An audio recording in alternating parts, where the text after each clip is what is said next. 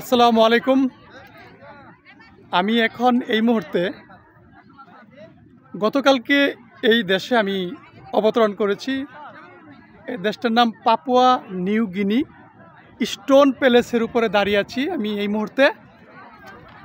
Stone palace, right ভাই? এটা তো ভোলাগঞ্জ সাদা পাথর। থুক্কু সাম মিস্টেক। আপনারা বুঝতেই পারতেছেন এটা এই এলাকার পরিবেশ দেখে। এটা কি ভোলাগঞ্জ সাদা পাথর? কি ভোলাগঞ্জ সাদা পাথর? আমি আসলে একটু ভুল করে ফেলছি।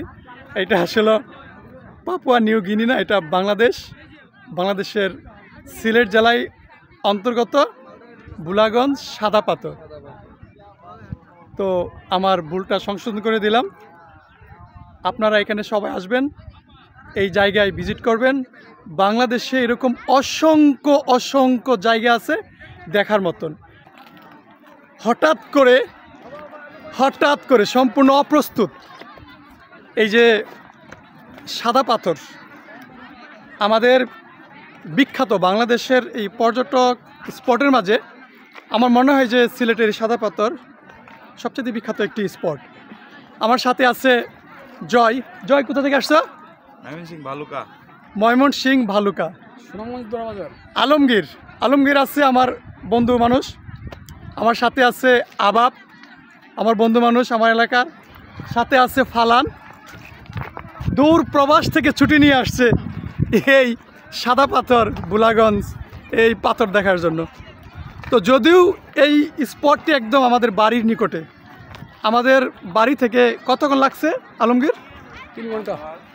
3 ঘন্টা না, আরও কম, প্রায় 2 ঘন্টার মতন। অর্থাৎ মোটর সাইকেলে যদি আমরা আসি 2 ঘন্টা লাগে। তারপর আমরা কিন্তু সবসময় আসি না, কারণ ওই যে একটা কথা আছে যে বাড়ির ঘাস বাড়ি গরু খায় না।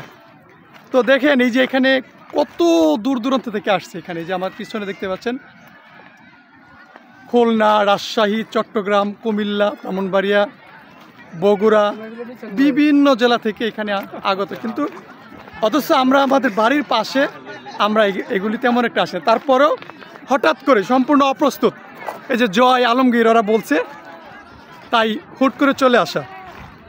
তো যদিও আমাদের বাংলাদেশে এরকম অনেক পর্যটন স্পট আছে, দেখার মতন অনেক জায়গা আছে সুন্দর সুন্দর। আমি বলবো কি, দেশ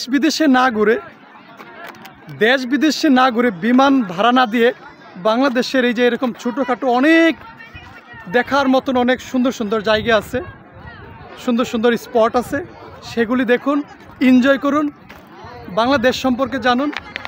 এবং তো এই পর্যন্তই। ভালো থাকবেন, সুস্থ থাকবেন, আপনারা এই জায়গায় ঘুরতে আসবেন।